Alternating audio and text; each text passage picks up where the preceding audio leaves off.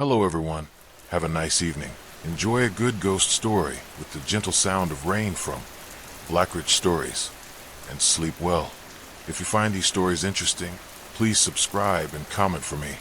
Thank you very much everyone, and now, without making you wait any longer, let's go to part 1 of the story.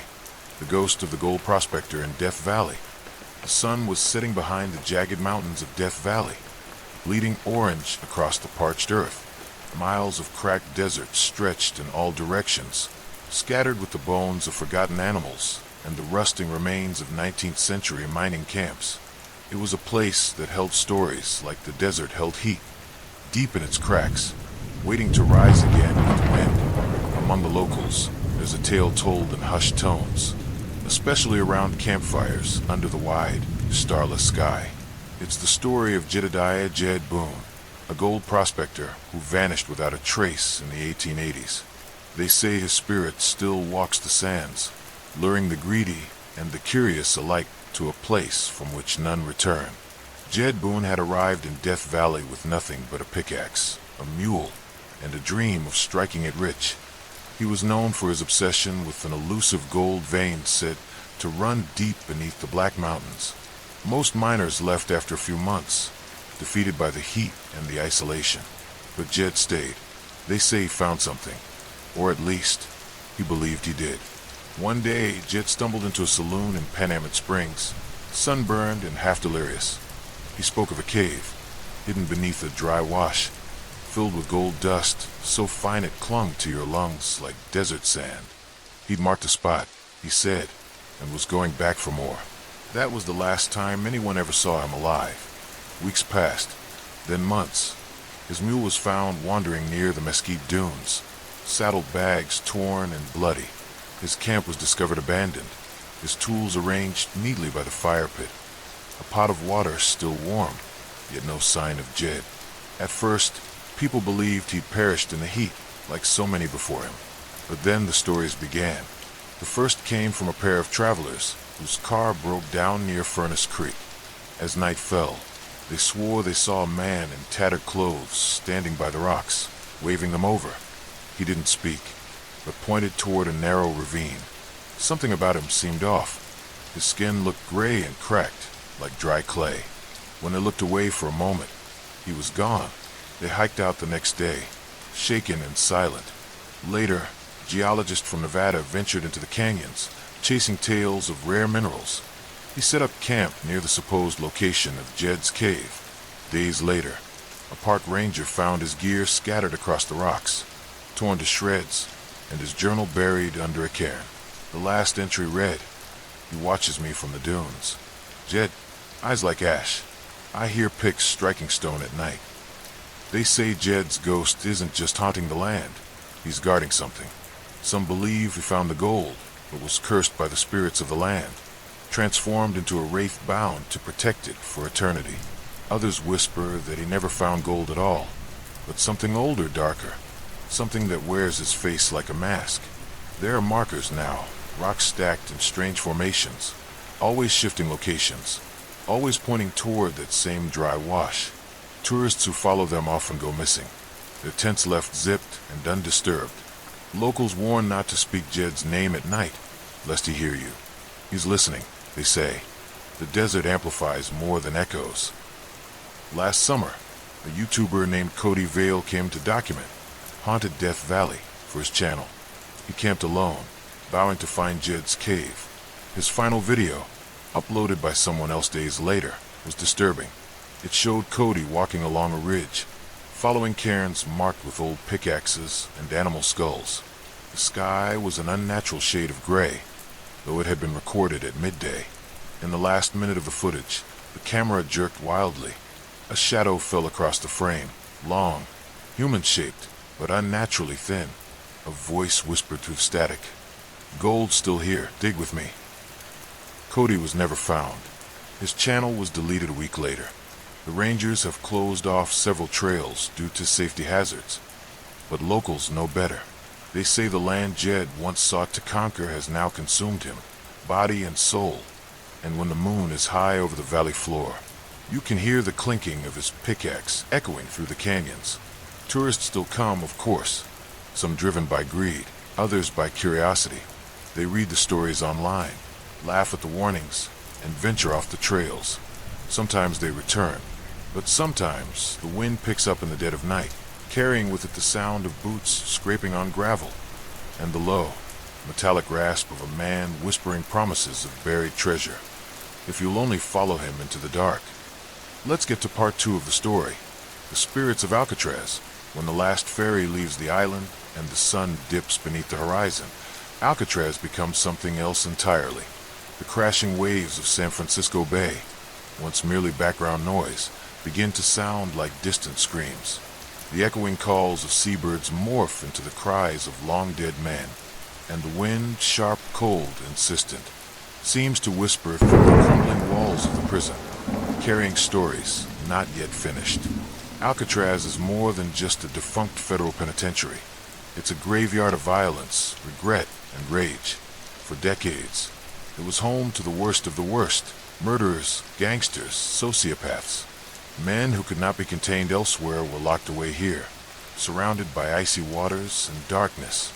And when the prison closed in 1963, not everything left with the guards. Some spirits remained. The most famous ghost said to haunt Alcatraz is none other than Al Capone. He was once the king of the Chicago underworld, but in Alcatraz, he became just another prisoner. Cell 181 in the block became his cage. He played banjo in the prison band, and legend has it he sometimes sat alone in the shower stalls, strumming away to silence, an attempt to calm the voices only he could hear. Some say those voices never stopped. Today, night staff and brave paranormal investigators claim to hear faint plucking sounds coming from the old shower room, even though it's long abandoned. The air turns cold. The smell of cigar smoke, Capone's favorite, briefly fills the corridor. One park ranger, who requested anonymity, once reported hearing a faint tune being played late one night, a jazz melody, trembling and mournful, echoing through the walls of time. But Capone isn't the only one still roaming the rock. Cell Block D, known as the Hole, is where the worst punishments were carried out. Solitary confinement, total darkness, and bone-chilling cold. In Cell 14D, a man was locked in for attacking a guard.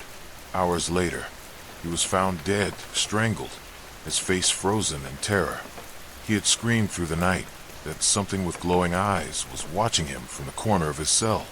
Visitors to Cell 14D today often report the same thing, an overwhelming sense of dread, a feeling of being watched.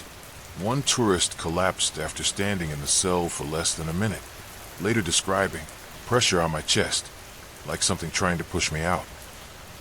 Paranormal equipment frequently malfunctions in that block, and EMF meters spike violently near that same corner. Then there's the tale of the man in the utility corridor.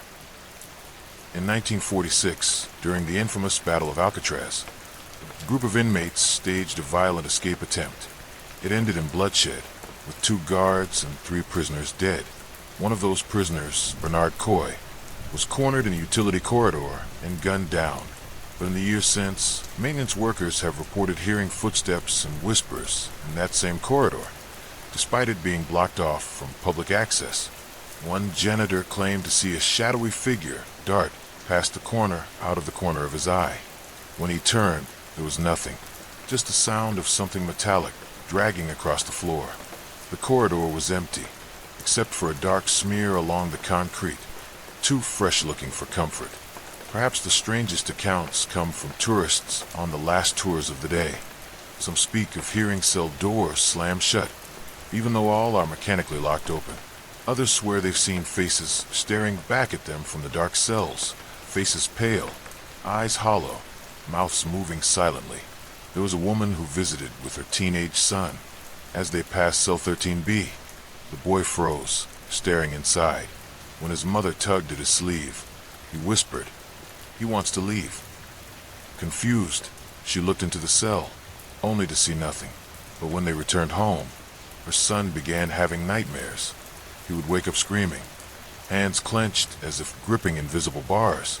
"He's still there," he cried, "and he's angry." Let's come to part 3 of the story, the mysterious death of the girl beneath the tree. San Francisco's haunting. San Francisco, with its rolling fog and steep hills, has always harbored secrets in its shadows, but few are as chilling or as persistently whispered as the legend of the girl beneath the tree. It begins in 1920, in the heart of a city already bustling with jazz, speakeasies, and silent film premieres. In a quiet corner of Golden Gate Park, under an ancient Monterey cypress tree, the body of a young woman was discovered by a group of early morning joggers. She was dressed in a pale lace dress, torn and soaked from the previous night's rain. Her eyes were open, wide with terror, staring at something that was no longer there. Her name was Eleanor Nora Byrne, a waitress known to work late nights at a nearby diner frequented by musicians and drifters. She was quiet, modest, and hardly the sort to attract trouble. But that rainy October night, something found her, and whatever it was, it left no visible mark, no sign of struggle, just the overwhelming sense that she had died of pure fear. The police ruled it inconclusive. No one was ever arrested. Nora's murder became just another unsolved mystery in a city with more than its fair share. But the story didn't end there. Just weeks after her death, strange reports began to surface. A man walking his dog near the tree claimed to have seen a pale figure standing beneath its canopy. He approached, thinking it was a lost woman in need of help, only for the figure to vanish before his eyes. The dog refused to go near the tree again. Then came the joggers. One morning in early November, a group of regulars who ran the park trail found themselves paralyzed by a sudden drop in temperature as they passed the cypress. One woman screamed and collapsed, claiming she saw a girl in a torn white dress standing behind them, reflected only in the puddle on the ground. The park's gardeners began to avoid that area. Birds no longer nested in the tree's limbs. A groundskeeper named Harold refused to mow the grass there, telling his supervisor, "She's still under there. I feel her, watching." At night, couples who strolled through the park spoke of hearing a soft humming, like a lullaby sung just beyond earshot. Some said it made them feel deeply sad, others terrified. One man swore he heard the words, "Help me," whispered in his ear though no one was near. A group of teenagers, fueled by curiosity and bravado, tried to spend the night by the tree in 1932. Only 2 returned at sunrise. They were covered in scratches and wouldn't speak for days. When they finally did, their stories were fragmented and strange. They claimed they saw Nora, her face lifeless, her eyes black as tar, and that she had reached for them with fingers that were too long, too sharp. One boy said she whispered, "It hurts to remember." After that, the city quietly fenced off the area. They put up a sign claiming the ground was unstable, but locals knew better. In 1955, a medium named Lillian Graves conducted a seance near the tree. She claimed the spirit was trapped, confused, and reliving her final moments. According to Graves, Nora was murdered by someone she trusted, a man who had followed her from the diner, hidden in the park's shadows. His name had been lost to time, but his cruelty lingered in Nora's final breath. Graves said the energy was residual terror, looping endlessly, like a broken film reel in the dark. Decades passed, but Nora never left. In the 1980s, a local TV crew tried to film a Halloween segment on urban legends of San Francisco. When they reached the tree, all equipment malfunctioned. Audio turned to static. Cameras refused to record. The boom operator swore he saw a woman hanging from one of the lower branches, though no one else did. When the footage was reviewed, a single frame remained, a blur of white fabric and what looked like a pale, outstretched hand. Even today, Golden Gate Park visitors claim to see her. She appears most often on foggy nights, when the moonlight catches the tree's twisted limbs just right. Witnesses describe a ghostly woman with dark, with hair clinging to her face, her eyes wide with panic, her dress torn as if by brambles. Sometimes, she is seen running, as though fleeing something. Other times, she simply stands beneath the tree, staring at the ground where her body was found. Some who have seen her say they felt an overwhelming urge to weep. Others report nausea, confusion, or even missing time. A few say they've dreamt of Nora afterward, always the same dream, A girl under a stormy sky, calling out for help while something invisible pulls her back into the darkness. There are even claims that the tree itself has grown strange, its bark peels and patterns that look like claw marks. Its roots, exposed slightly above ground, twist in odd, unnatural directions, as if recoiling from what lies beneath. Botanists can't explain it, and attempts to move or cut the tree have failed. Chainsaws stall, blades dull, workers get sick. One man, a contractor from Fresno, reportedly vomited violently after spending 5 minutes near the base. There's something wrong in the dirt, he said. It's like it's breathing. San Francisco has tried to forget Nora Byrne. Her case file gathers dust in the archives, but the locals haven't forgotten. They warn newcomers, especially those drawn to legends, to steer clear of the cypress at night, because every so often, a tourist goes missing. Their last known location, Golden Gate Park, near the tree, and every time, the air around it seems just a little colder, as if someone else has joined her, waiting. Let's get to part 4 of the story.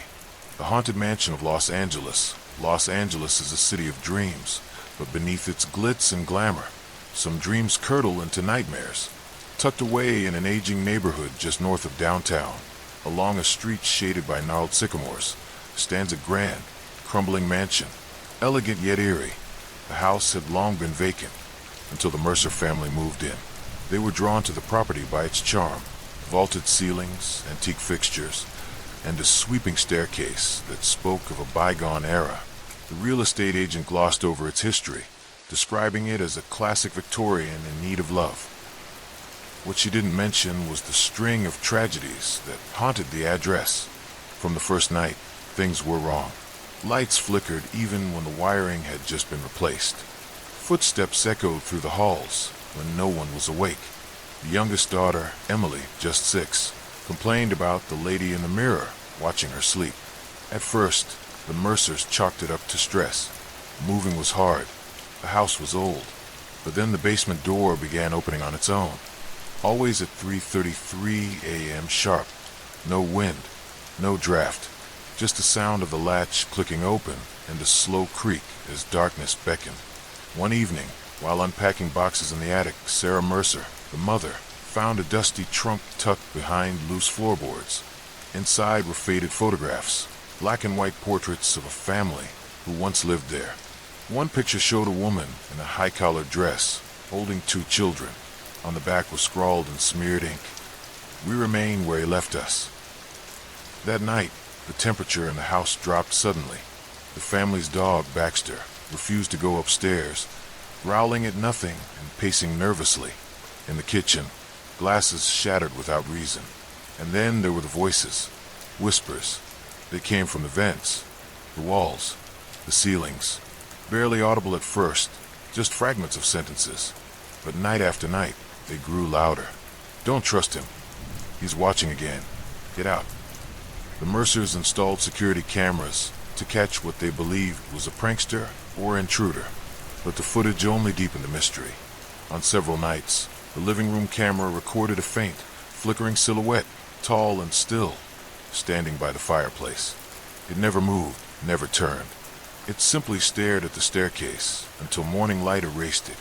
Terrified, they began researching the house's past. What they found chilled them. In the early 1900s, the home belonged to a wealthy physician, Dr. Victor Hargrove. He was admired by the community, known for treating the poor without charge. But behind closed doors, he was something else entirely. Neighbors spoke of screams late at night. Patients vanished. Servants quit suddenly and refused to talk about why. And in 1912, police discover a hidden chamber beneath the mansion, lined with surgical tools and blood-stained journals. Dr. Hargrove had been performing experiments on people. His final entry read simply, "The soul does not leave if the body remembers pain." He was never found. The house was abandoned for decades, passing through various owners, each one leaving under mysterious or tragic circumstances. Fires, sudden illness. In one case, a family of 3 was found huddled in the attic, eyes wide, mouths open in silent screams, no visible cause of death. Despite this, The Mercers tried to hold on. They had invested everything in this house, but the mansion had no intention of letting them rest. Emily stopped speaking. She would sit for hours at the foot of the staircase, whispering to someone no one else could see. When asked, she said, "She wants me to stay. She said I was hers now." The house began to shift. Rooms changed shape overnight. A door that once led to the laundry room now opened into a bricked-up closet filled with soot. Mirrors reflected rooms that no longer existed. One night, Sarah looked into the hallway mirror and saw herself, but smiling wickedly, even though she wasn't. By now, neighbors refused to approach the house. Mail stopped arriving. The family priest, when called, stood at the threshold for a long time before shaking his head and walking away without a word. One morning, Jack Mercer awoke to find "Help U.S." scratched into the wooden headboard above him.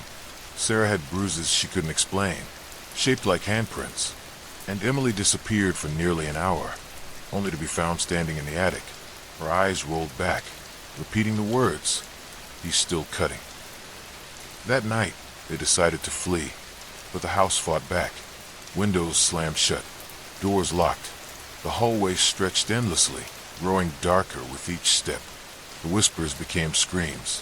Furniture hurled itself across rooms. The portrait of Dr. Hargrove fell from the upstairs hallway wall, glass shattering as it hit the floor. Behind it was a message etched into the plaster. "Pain makes us eternal." The family barely escaped with their lives. Today, the mansion stands empty once more. Its windows are boarded up, its doors sealed, but the neighbors swear they still see lights flicker behind the curtains at night. Some claim to hear a little girl humming. Others have seen the silhouette of a man in a lab coat watching from the second floor. Those brave enough to get close say the air around the house hums, as if charged with something unnatural. No one stays long, and at exactly 3:33 a.m., every night without fail, the basement door opens. Just a crack. Let's get to part 5 of the Tiger Mother Ghost of Lake Tahoe. A haunting in the pines, Lake Tahoe, with its sapphire waters and majestic pines, is often seen as a place of serenity, a haven for hikers, campers, and lovers of the outdoors. But just beyond the postcard-perfect scenery lies a chilling legend, a tale whispered around fire pits and carried on the cold winds that sweep across the forest at dusk. They call her the Tiger Mother. The story begins nearly 30 years ago, in the fall of 1996. A woman named Julia Reyes, a single mother in her late 30s, had brought her young son, Caleb, to Lake Tahoe for a weekend retreat. She was known to be fiercely protective, a woman who had endured much in life and kept her child close at all costs. Locals still remember her kindness, her strong spirit, and her deep love for the wilderness. But Julia and Caleb never made it back home. Only the boy was found days later, curled up beneath a fallen tree near the lake's north shore, shivering and in shock, unable to speak. He would not utter a word for weeks, and when he did, all he said was, "The tiger took her." Authorities launched a massive search operation. Helicopters buzzed overhead. Tracking dogs combed the woods. Divers swept the lake. But Julia was never found. No blood, no signs of struggle. Only a single torn piece of fabric from her jacket and a strange set of claw-like marks etched into the bark of a nearby pine. Many brushed it off as a mountain lion attack, rare but not impossible in the region. But something didn't add up. The scratch marks were too large, too deep, and too deliberate. Some searchers even claimed the pattern in the bark resembled symbols or runes. Weeks passed. The search was called off. Life moved on, but then the sightings began. It started with sounds, deep, guttural growls echoing through the forest at night, unlike anything the locals had ever heard. Park rangers, hardened by years in the wild, reported feeling watched. Hikers returned pale-faced, speaking of a shadowy figure that darted between trees, something that moved too fast and too low to the ground to be human, but not quite animal either. And then came the visions. A family camping near the lake's south end reported seeing a woman at dusk. She stood barefoot on the shoreline, her long hair matted with moss, her dress torn and fluttering in the wind. The mother in the group approached her, thinking she was injured. But as she got closer, the woman looked up. Her eyes were glowing, not red, but a pale yellow, like a predator's caught in a beam of light. Then she vanished. More stories emerged. Fishermen heard distant roars in the fog. A teenage couple saw a shadow sprint across the road on all fours. Campers awoke to claw marks etched into the sides of their tents, and in one instance, a child was found wandering the forest, whispering the same phrase over and over. "She's looking for a cub." Locals began referring to the spirit as the Tiger Mother. A strange title at first, until you consider what the legend has become. According to those who claim to have encountered her, Julia did not die the night she disappeared, or at least, not in the way we understand death. The forest, they say, took her in. Something ancient, wild, and hungry fused with her grief and rage, turning her into something else, something primal, a protector, a predator, a ghost with the soul of a mother and the fury of a beast. Rangers have tried to dismiss the tales as campfire stories, but even they avoid certain trails now.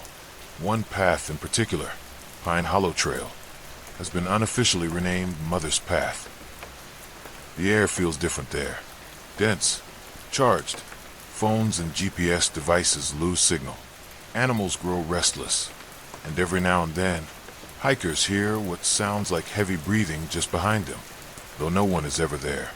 In 2018, a group of amateur ghost hunters ventured into Pine Hollow Trail at night. They live-streamed the entire event. The footage starts lighthearted, filled with jokes and nervous laughter. But as the hours drag on, things shift. At exactly 2:11 a.m., the camera captures a blood-curdling roar, so loud it causes the mic to peak. The team begins to panic, spinning the camera wildly. Between two trees, there's a flash of white, what looks like a woman crouched low to the ground, hands digging into the earth, her face obscured by hair. Then the feed cuts out.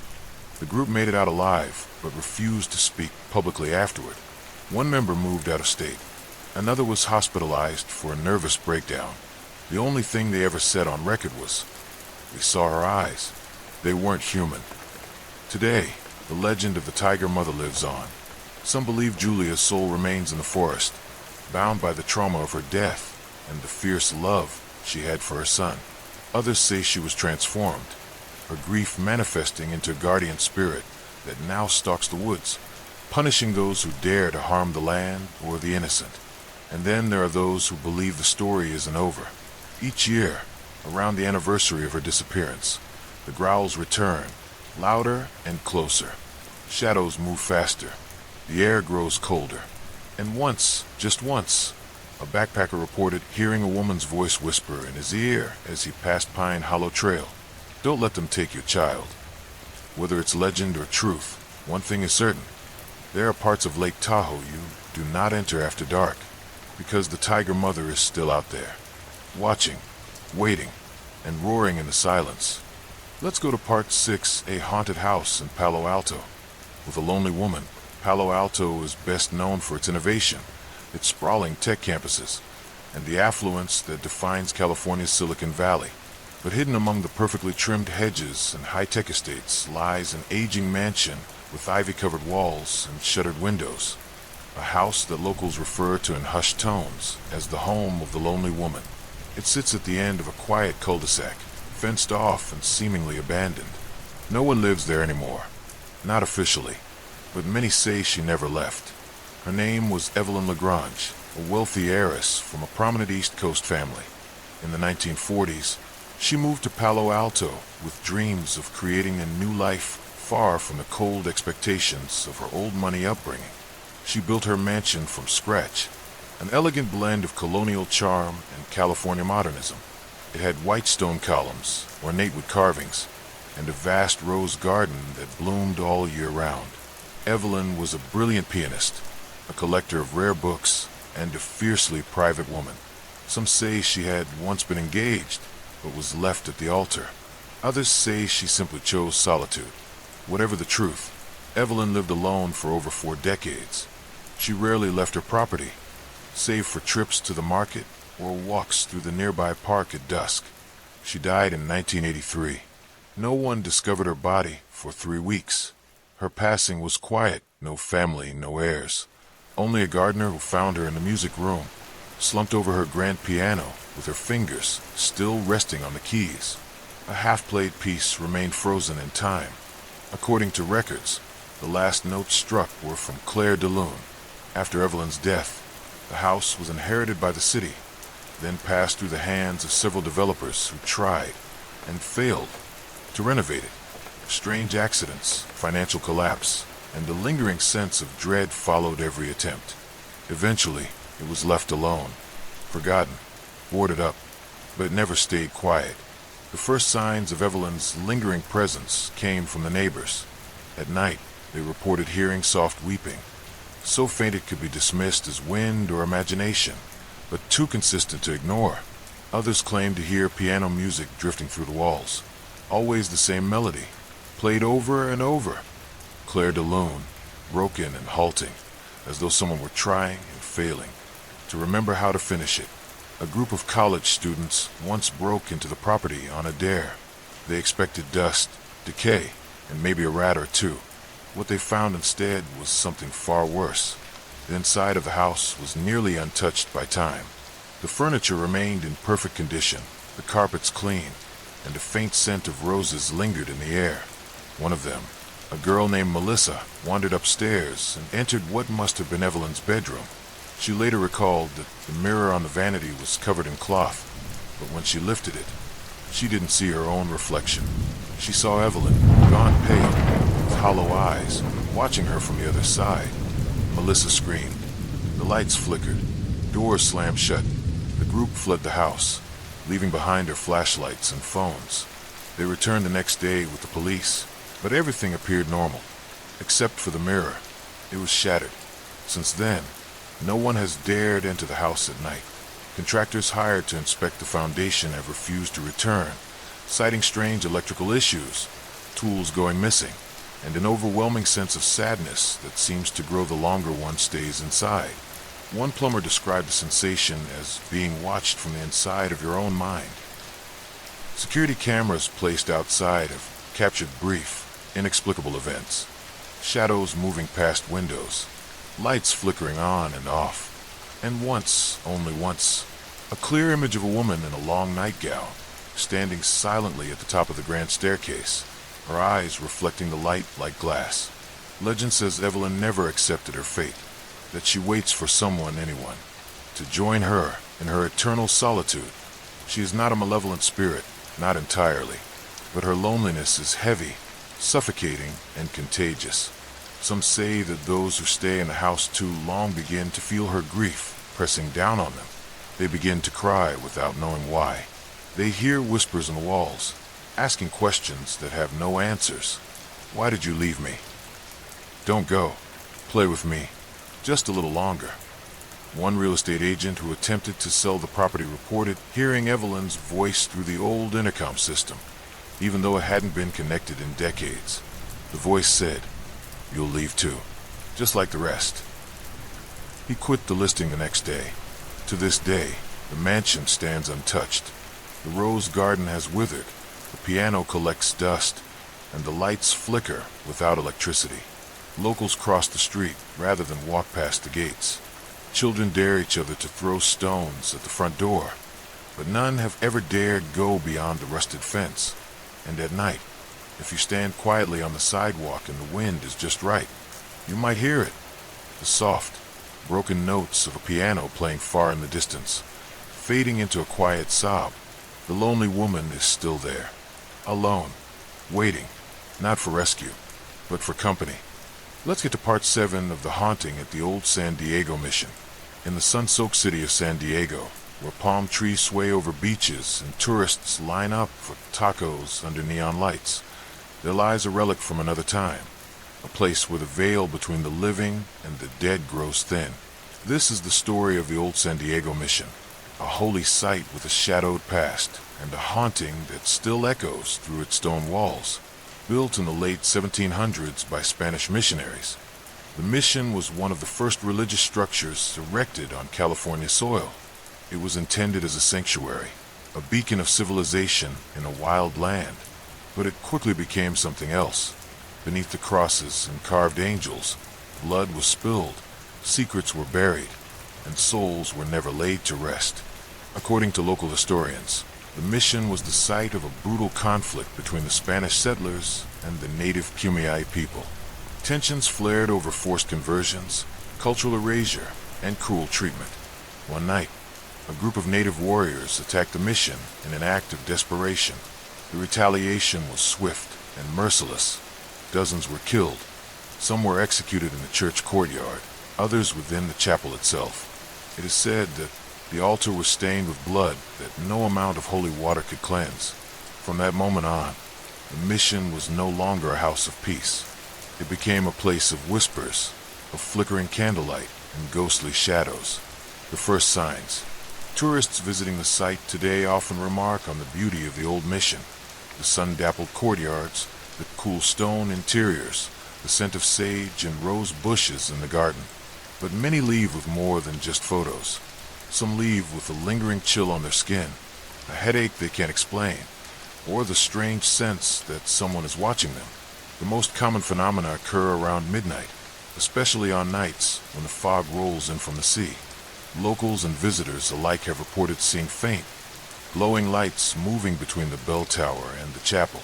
They describe them as soft orbs, bluish, sometimes reddish, that float a few feet off the ground before vanishing.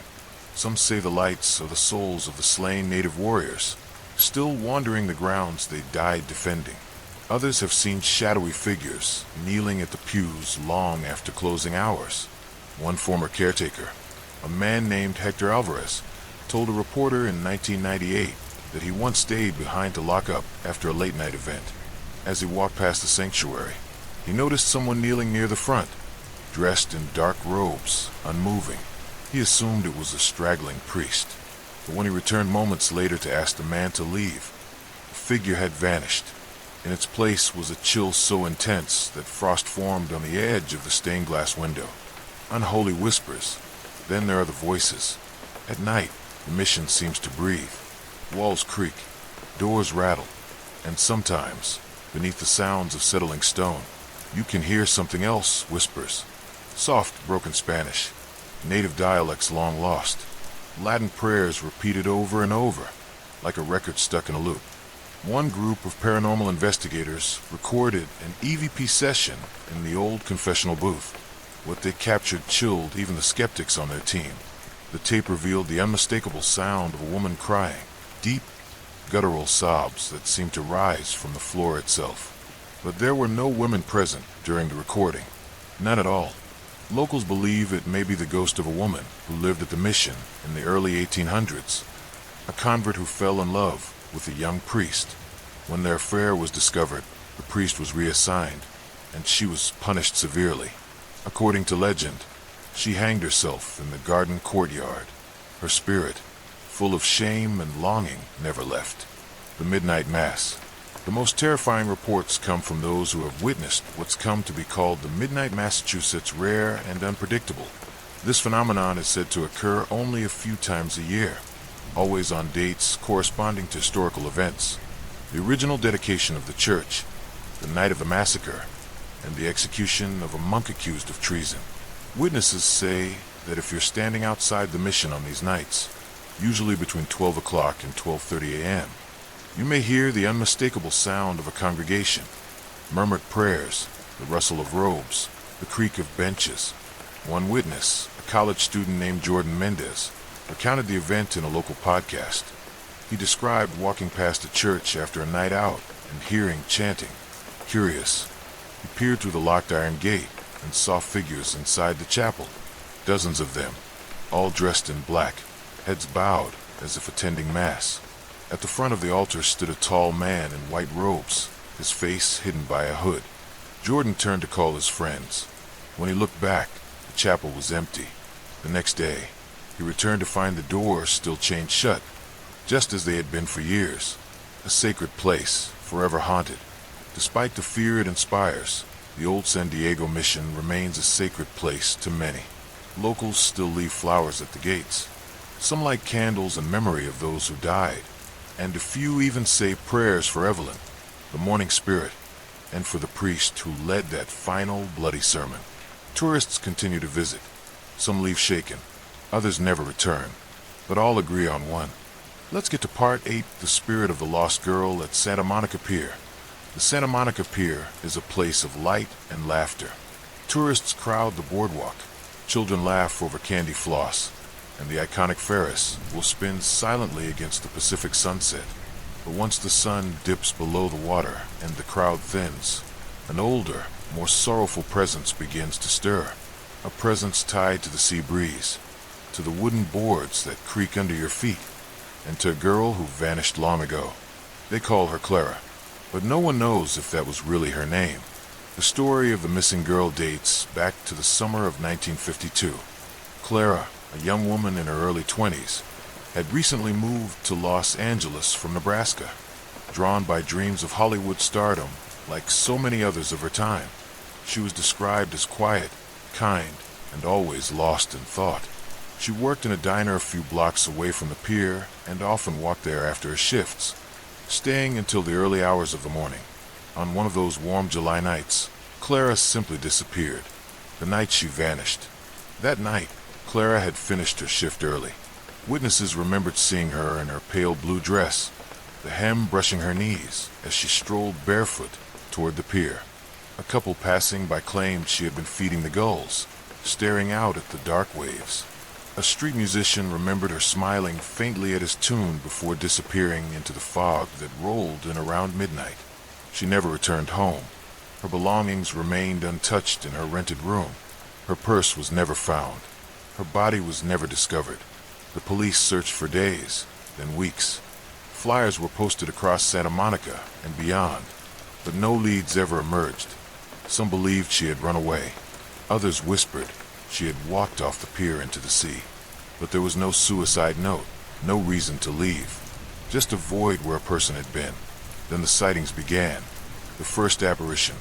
A year after Clara's disappearance, a fisherman named Luis Ortega claimed he saw a young woman standing at the end of the pier around 3 a.m. She was barefoot, wearing a light dress that billowed in the wind, and her hair seemed soaked through, like she had just emerged from the ocean. Luis called out to her, thinking she might need help, but the girl didn't respond. She turned slowly to face him, and vanished. No splash, no sound, just emptiness. He left the pier and never returned. Over the years, others came forward with similar stories. Some saw her leaning on the railing, gazing at the water. Others spotted her walking slowly along the boardwalk, always alone, always silent. One child even claimed a woman had smiled at him and whispered, "Have you seen my home?" No one knew what she meant. The unseen weight. Despite the increasing reports, many dismissed the sightings as urban legend. But paranormal investigators began to take notice. In 1978, a local group set up a nighttime investigation at the pier, using EMF detectors and audio recorders. While they didn't capture an apparition, their devices recorded strange fluctuations.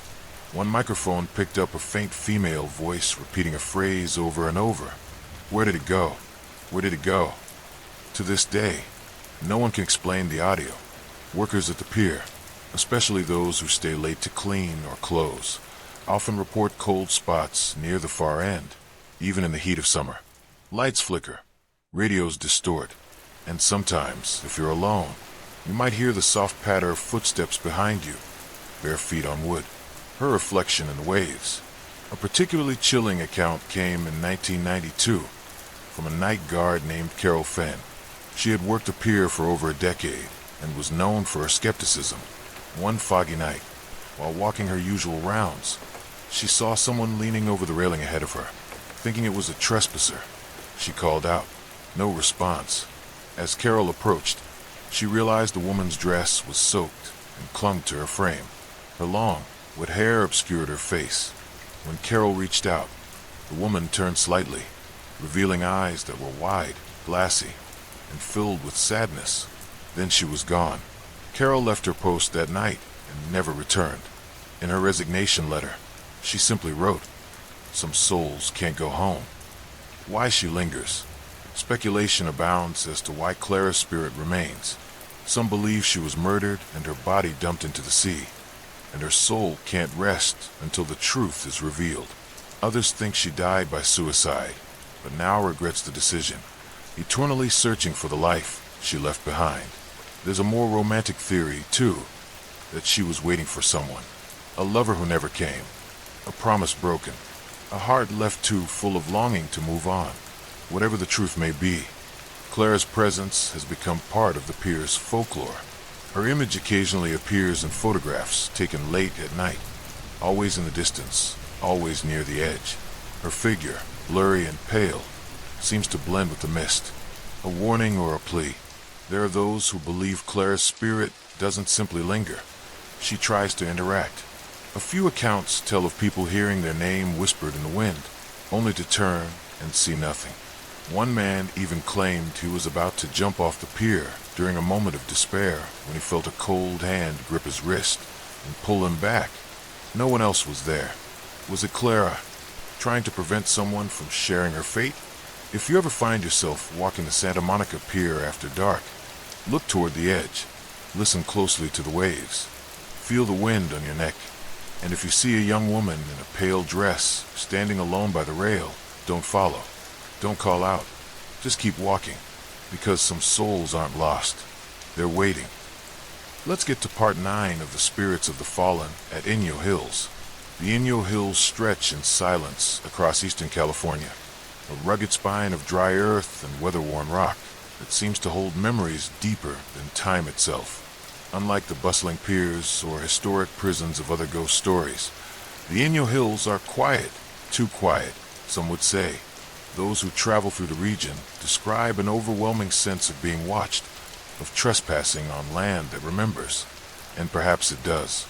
Long before modern settlers arrived, the Inyo Hills were sacred ground to the native Paiute people. These rolling hills and hidden canyons served as both home and sanctuary, a place of spiritual significance where life and death wove together with the seasons. But by the late 1800s, that balance was violently shattered, and what remains now is not just memory, but unrest, a violent history buried beneath dust. In 1872, following increasing conflict over land and resources, tensions between local settlers and the indigenous Paiute erupted. What began as skirmishes turned into a brutal campaign known today by historians as the Owens Valley Indian War. It was not a war in the noble sense, more a series of violent purges carried out under the pretense of frontier justice. One particularly grim event occurred on a cold October night when a group of settlers ambushed a Paiute encampment in a remote canyon near the Inyo Hills. The attack was swift and unforgiving. Dozens were killed, including elders and children. Survivors fled into the desert, many never seen again. The exact location of that massacre remains unmarked, perhaps intentionally so. But those who hike through the more secluded parts of the Inyo Hills say the land itself whispers the truth. Voices on the wind. In the years that followed, strange occurrences began to be reported. Prospectors traveling through the hills claimed they heard chanting at dusk, low, rhythmic, and always just out of reach. A rancher in 1910 said he awoke in his tent one night to the sound of feet running through the dust. But when he stepped outside, there were no prints, only silence. In the 1940s, a forest ranger named James Walker was stationed near the hills for seasonal fire patrol. One evening, while checking boundary markers near an old ravine, he heard what he thought was a distant battle cry. As he approached the sound, it vanished. Moments later, he saw what looked like figures moving along a ridgeline, tall, lean, and silent. When he blinked, they were gone. He never returned to that post. The Inyo Curse. By the 1970s, local folklore began referring to the phenomenon as the Inyo Curse. Campers spoke of cold spots in the middle of hot summer nights. Hikers reported the feeling of being followed. One group even claimed they saw handprints pressed into the windows of their RV in the middle of the night, far too high to be made by any child, and smeared with what looked like red clay. Native elders who still visited the area warned against staying too long, especially after dark. One woman said the land holds the grief of those who died unjustly, and that grief calls out to those who walk unaware. "It's not anger," she said. "It's remembering. The drumming at dusk. Perhaps the most persistent story is that of the drums. Numerous hikers and travelers claim to have heard faint drumming sounds echoing from deep within the hills, most often around sunset. The sound begins subtly, like a heartbeat in the soil. Then it grows louder, rhythmic, almost ceremonial.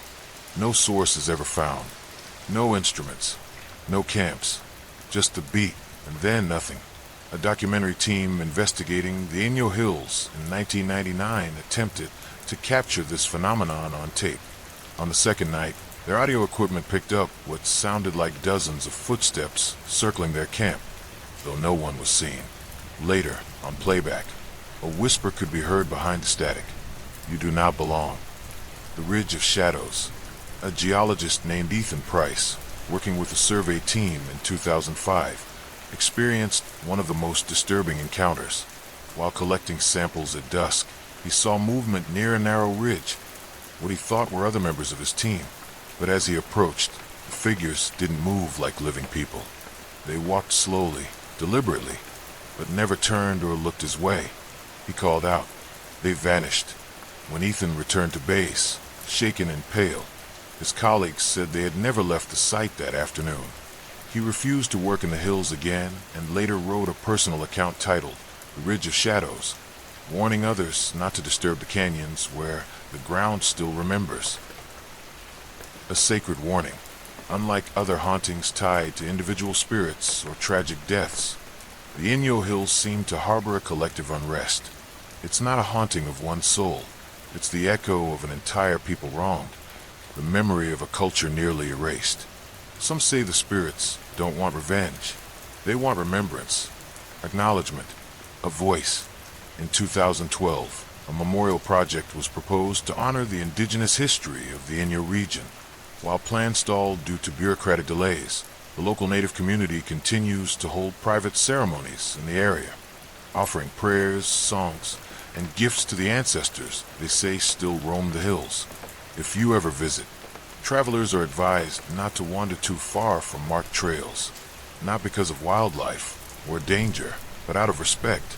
If you find yourself alone on a trail, and the wind begins to carry voices not your own, if the sun dips below the ridgeline and the shadows seem to breathe, walk quietly. Avert your gaze. Leave no trace. And whatever you do, never respond if someone calls your name from the canyon, because those voices, they may not be living. Let's get to part 10 of the haunting of the Malibu Cliff House.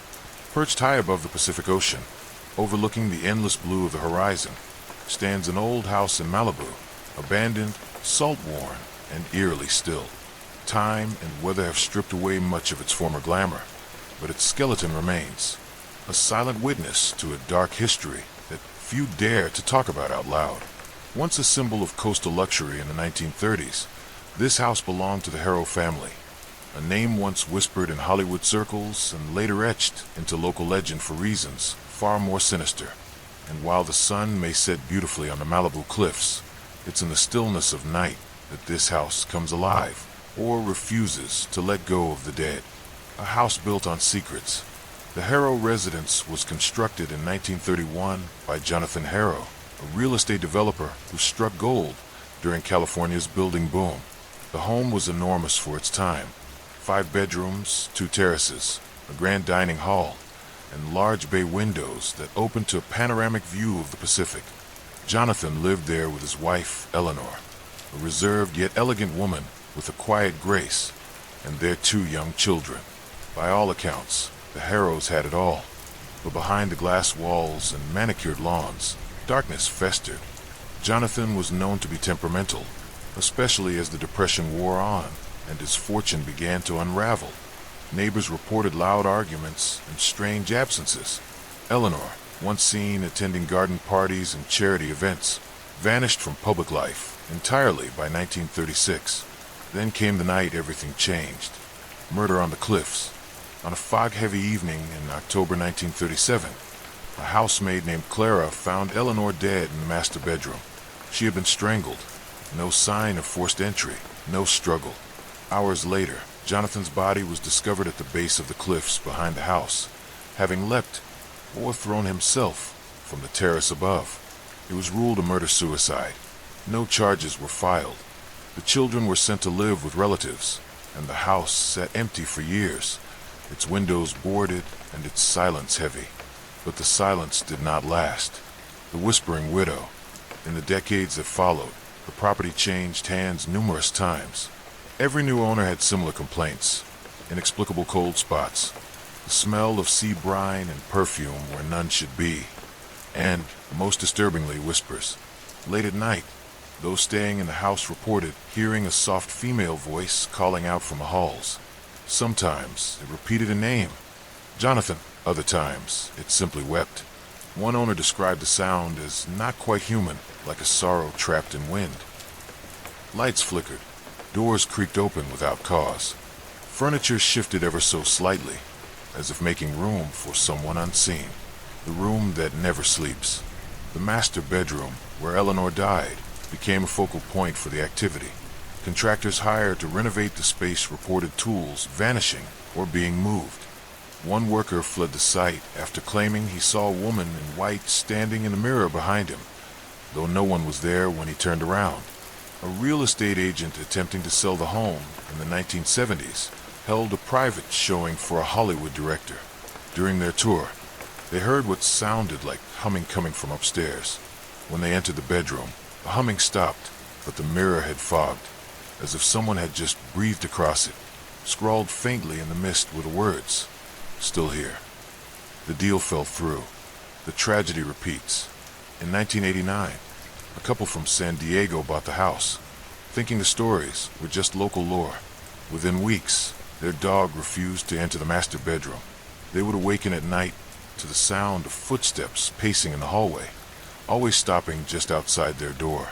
Then, on the anniversary of Eleanor's death, the wife, Melissa, claimed she saw a woman standing at the edge of the upstairs terrace, the same spot Jonathan had jumped from decades earlier. The figure turned, her eyes hollow and black, and vanished in the ocean mist. They moved out by the end of the month, breaking their lease and leaving most of their furniture behind. The last visitor, perhaps the most chilling account, came from a paranormal investigator named Carla Mendez, who spent 3 nights alone in the house in 2004 for a documentary that was never completed. On the second night, her camera caught the door to the master bedroom slowly open by itself. Inside, the temperature dropped nearly 20 degrees in seconds. Carla later described hearing the unmistakable sound of someone sobbing beneath the bed.